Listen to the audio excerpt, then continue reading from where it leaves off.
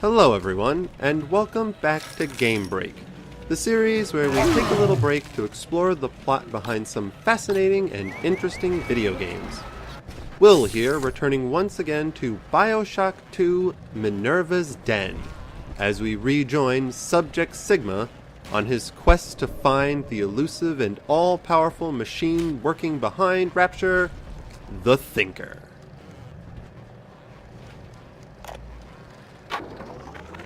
Adam is a predatory substance. After exposure, a constant supply is required to maintain its effects. Otherwise, the user deteriorates into madness. My plasmid, which releases the little ones from their servitude, is promising, but limited. It only works on the children with the slugs in their bellies. On an adult splicer or Big Daddy, you'll see rejection effect. Undesirable. But if the deterioration of mind and body were reversible, if Adam's sickness could be cured, then its predatory nature would be no more. Sheesh, at least Tannenbaum started to figure it all out. Makes Adam sound as bad as some of the more hardcore addictive drugs out there. Gets in your system and makes you want more and more, and if you don't get that more, basically just go mad with withdrawal symptoms. Except in this case, you become a horrible superpowered mutant that will kill people to get more Adam, because you can get Adam from people's blood. So a little bit of a problem with that. Interesting to see that she was working on a cure, a way to solve it. I really hope she does. That would be super great for all the big daddies, especially like Sigma here, whoever he is. I bet if there was a way to cure him, he'd be more than happy to take it.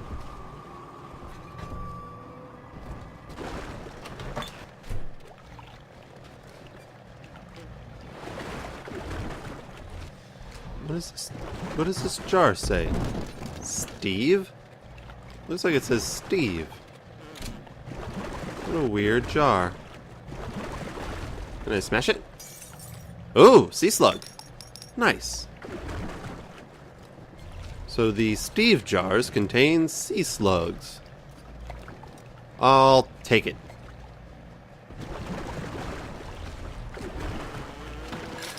Ironic that there's so many advertisements for this weatherproofing, waterproofing system down here, and the entire place is flooded. The irony is not lost on me.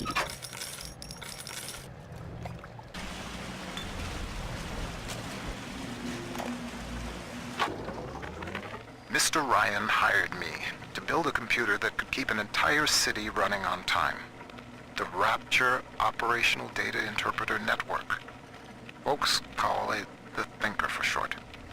We've harnessed the power of Adam even in this, allowing the mainframe to process data at the speed of thought. In other words, it thinks for us. Yes. And with the completion of the independent reasoning processor, it may finally think for itself. If Turing could see me now. Very impressive.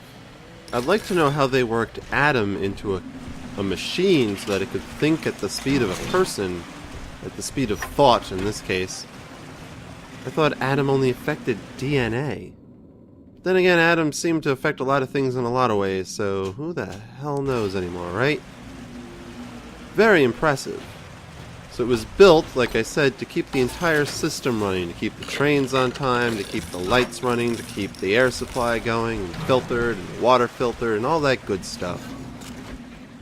And it looks like they were working on getting the Thinker to think for itself, independently. And I have a feeling they succeeded. Over 1 million calculations per second. Couldn't your business benefit from that kind of power? Contact a corporate accounts representative today. Rapture Central Computing. In your Rapture... The Lancer is the most technically advanced Big Daddy that Rapture ever produced. Now it stands between you and the Little Sisters. And if there's anywhere that you'll need Adam to get by, it's Minerva's Den. So yeah, this is still a thing. We still have to fight the big daddies and do the things with the little sisters in order to get more Adam. And this time we're going after the Lancers. Which look like they have laser guns. Well, I have exploding rocket spears. Oh, I'm out of rocket spears. And I'm out of friendly turret allies. To the Rapture Central Computing mainframe. But you can see Rodin's masterpiece of sculpture that shares its name. Subject Sigma rises above the pack, A futile gesture before the all-knowing thinker. Oh, shush, Wall. I'd like to see you take down a Lancer Big Daddy, or any Big Daddy for that matter. I don't care what your thinker thinks. But I guess I do care what the thinker thinks, considering we want a copy of its hard code so we can make another one on the surface. And now, of course, we have the ever-fun adventure of gathering Adam with the little sisters. Yay! At least this one was nearby. Then again, we do need Adam to get plasmids and tonics if we want to survive down here in any part of Rapture. Do what you will with the girls. Twist your body with Adam. The thinker's perfect equation accounts for all possibilities. If you say so. Still not so sure how your artificially intelligent computer program would be able to predict all things that all people could do ever. That's a little super advanced, but I suppose anything's possible down here in Rapture. In the meantime, yes, we will collect Adam and we will splice ourselves up to make ourselves stronger to fight all the enemies that you will throw in our way.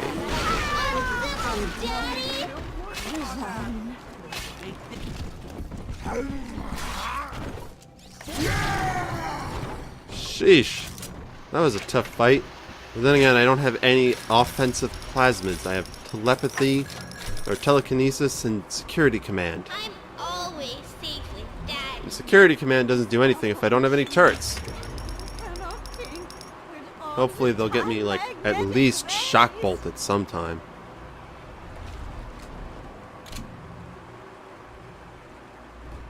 Come on, come on.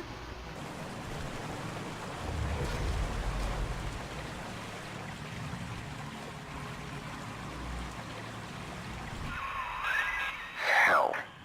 The maglock door's still active. It's regulated by the resistors plugged into that relay. If you can find a way to yank them out, magnets fail, doors open. There's a plasmid that could do the job. They called it gravity well. Interesting. So now we have an excuse to find a fun new plasmid. Oop. According to the Thinker's records, the Airtight Archives warehouse supervisor had a shot of gravity well on hand. Getting into the archives warehouse, that'll be the fun part. Isn't that always the way? So we get a short little fetch quest before we can progress to where we really need to go. But at least we get a fun-sounding new plasmid out of the deal called Gravity Well, which will somehow take care of those gravlocks by pulling out the resistors.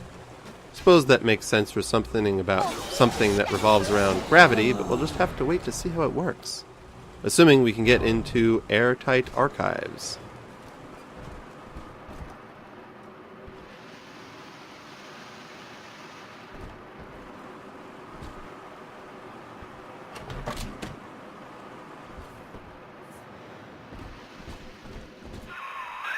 The door to the archives is shorted out. I'd check the McClendon Robotics workshops for a shot of Electrobolt. When it rains, it pours. So we need to get into Airtight Archives to get Gravity Well, but we can't get into there until we get Shock Bolt from McClendon's Robotics. Another malfunctioning door control? Your hack tools should get you into McClendon Robotics.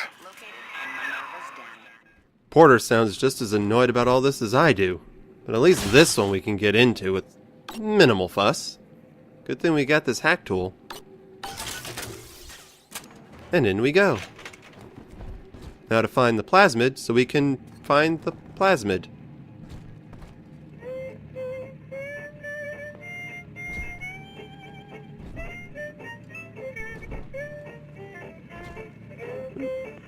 Fancy place.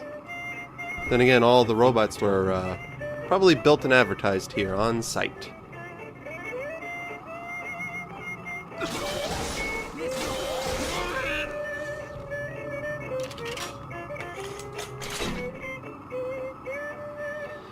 Makes life better. McClendon's Robotics. Reminds me a bit of Fallout.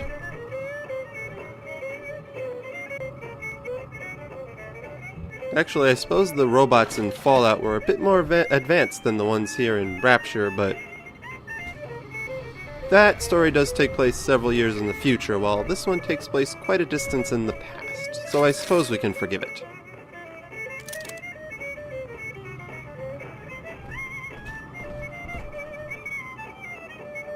Ooh, I see a big gun over there. Which one is that?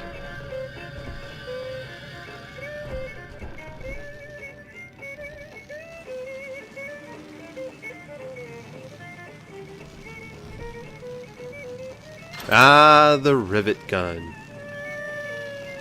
Surprised they brought back this old relic.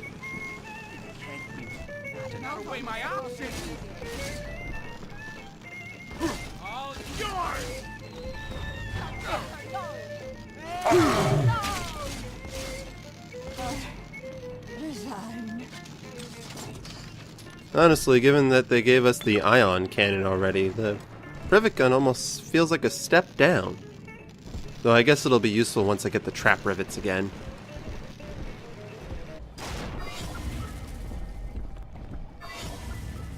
Mom, what's 7 times 12?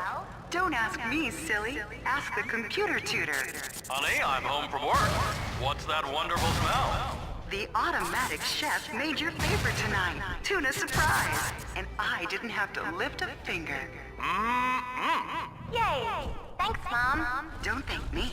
Thank McClendon Robotics. How might McClendon Robotics improve the lives of your customers? Meet with one of our corporate representatives today. McClendon Robotics, conveniently located in Minerva's Den, the heart of Rapture's high technology.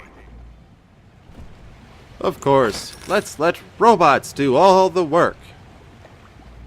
Now it just sounds like, wow, I can't remember the name of the show. That old show that took place in the future. That's not going to help anybody. The Jetsons, that one. Reminds me of the Jetsons. Let robots do all the work.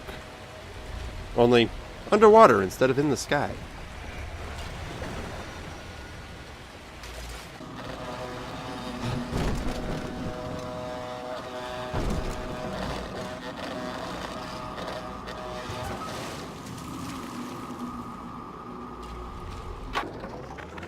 I guess sometimes a cloud of lead just ain't enough.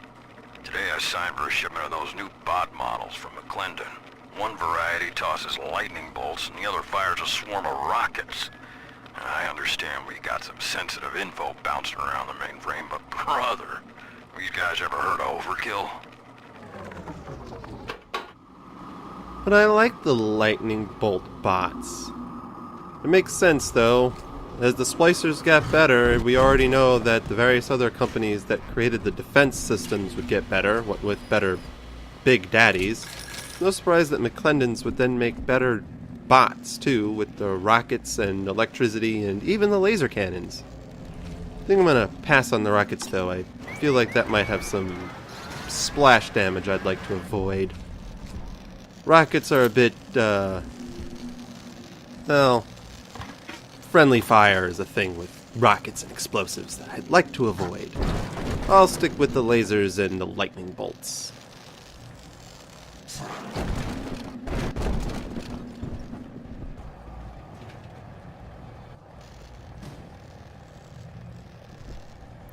Ooh, what's this? Ah. At least this will come as a surprise to you. Well, not any more than he told me about it.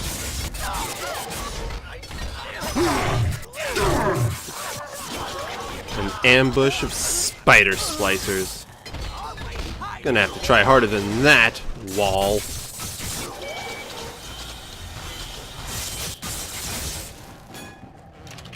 Was that all? So much for surprises.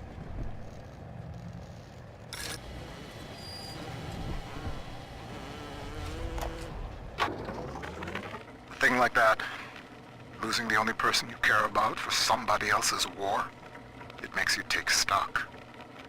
I started seeing eye to eye with Mr. Ryan around that time. And so, I brought my know-how down to Rapture. I built the thinker for him, and now it's all I've got.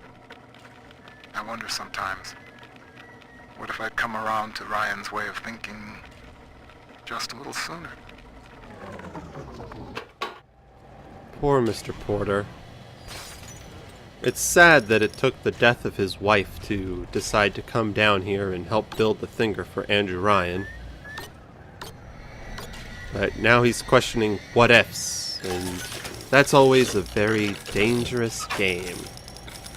Sure, perhaps if he had decided to join up with Andrew Ryan a bit sooner, his wife may have not passed away in World War II during the bombing runs, but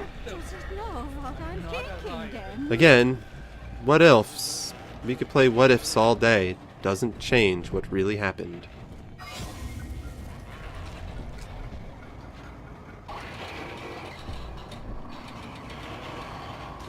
Ooh, that's creepy. It's like a little girl mannequin all broken up on the floor down here. At least that's what it looked like. That's a little disturbing, even for Rapture. The only thing creepier than mannequins are child mannequins. No, sir, I don't like it.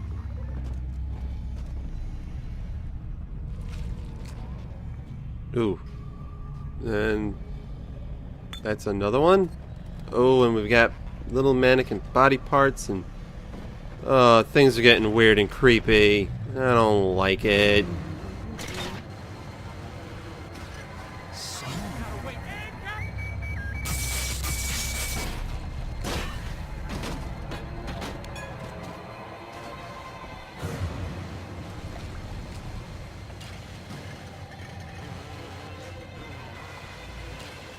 Caution, watch your step. Floor may be soaked with electrified water.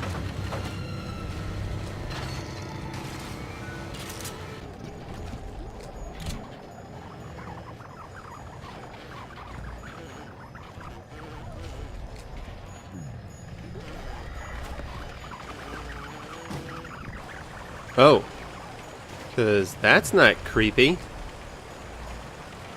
Hello, little mannequin staring at me.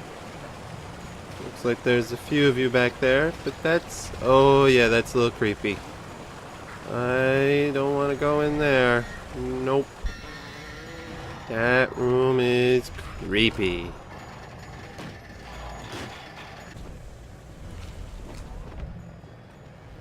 Oh, and there's some more in there. I don't like creepy child mannequins, broken or in a single piece. Oh.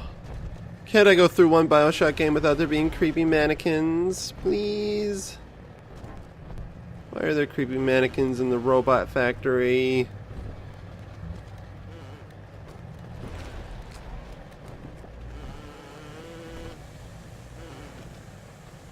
Oh, there's a couple down there too, but I think that's where I have to go. I just have to... okay, that's in my way. Guess I'm gonna have to move it so I can go to the creepy mannequins. Yay!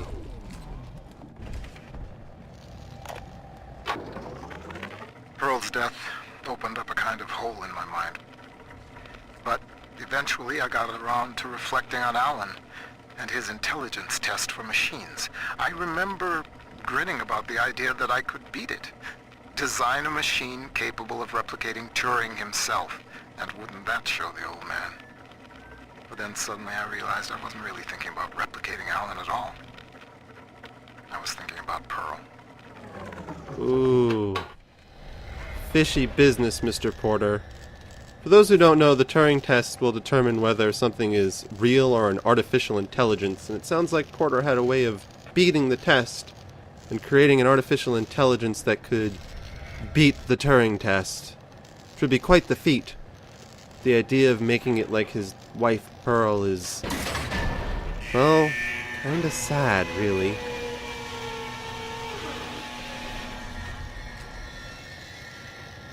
Well, that should help me get across.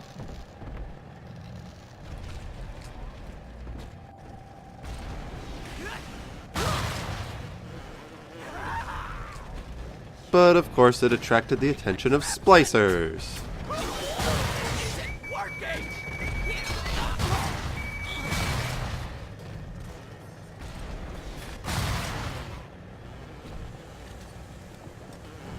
Good thing I grabbed that rocket turret. That was very efficient.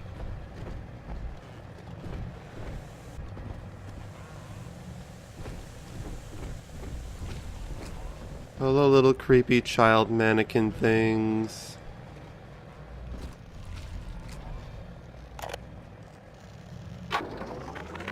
The Thinker's independent reasoning processor has been running for several months now. Standardized intelligence test scores continue to rise, beginning daily voice synthesis test. Good morning, Thinker. How are you? Acceptable. Request to continue most recent conversation topic. Pearl Porter. Oh, my late wife. Yes, I'd love to tell you all about her. I have a number of old audio recordings we made together that you could listen to.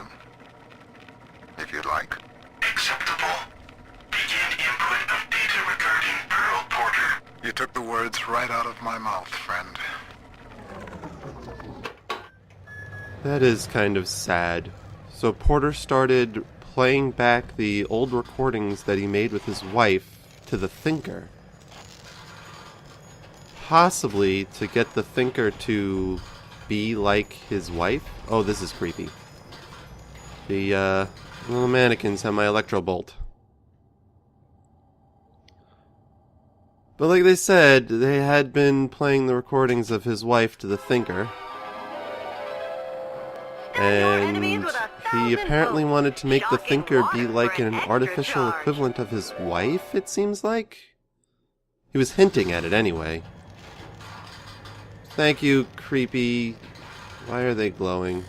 Oh, it's creepy. Sorry, those creepy mannequins are really distracting and unsettling.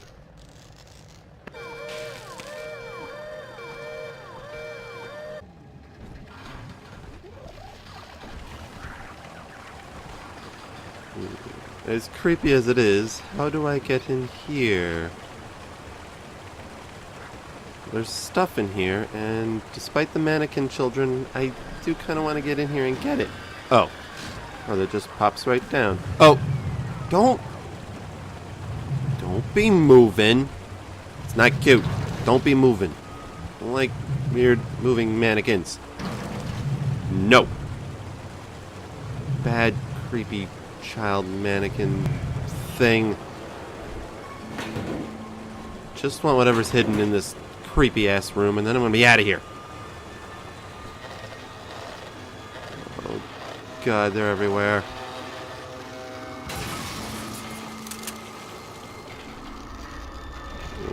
Pieces of them everywhere. Oh, it's this little... Uh-oh. Robotic little sisters. Robotic little sisters. Sure, Mr. Ryan, we'll take that contract. Sure, yeah, we'll front all the R&D costs. No problem.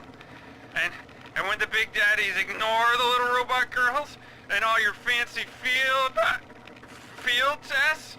Hell, what are we gonna do with all the full production run of these useless things? Oh, so they're not mannequins, they're little sister robots. Looks like McClendon Robotics took on a contract to make a whole bunch of these things, probably to make it easier to use instead of... What the hell was that? Instead of living little sisters, because robots would be cheaper and easier to produce. But then the big daddies ignored them because they're just little robots and not real people. So that's why there's a whole bunch of these creepy little things sitting around. Ugh. I don't like it either way. I don't care if the robots are mannequins, they're creepy. Creepy, just super creepy. And I'd like to leave now. Leave forever. Nothing else in here? Can I go? Okay, I think that's everything. And yeah, I'm gonna go now. Bye, creepy little sisters. Robot things. Yeah. Bye forever.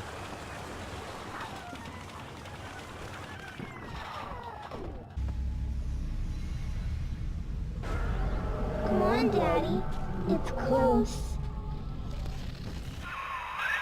How does it feel to know that your grand purpose is foretold by a machine? The numbers know already what will happen. As I tell you this, will it affect the outcome? I am not so much holding my breath. You can tell me that your thinker machine has predicted the end-all be-all of this, but it's not going to stop us, Wall. We are going to continue on our mission. We have a job to accomplish, and you're in our way, and your supposed predictive solution will not faze us. I think I just noticed those schematics are for the little sister robots, too. I didn't notice that before.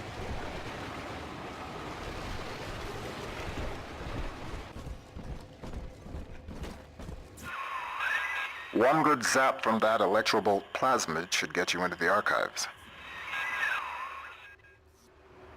You got it, Porter. And in we go. What fresh hell awaits? We'll just have to wait until next time to find out. For now, I'm afraid we're all out of time. I want to thank you all once again for joining me for this episode of Game Break. If you enjoyed the video, please feel free to leave a like and join in on the conversation in the comments section below. And if you want to check out more great videos from us, subscribe to our channel here at Inspire the Muse. And until next time, get out there and be creative.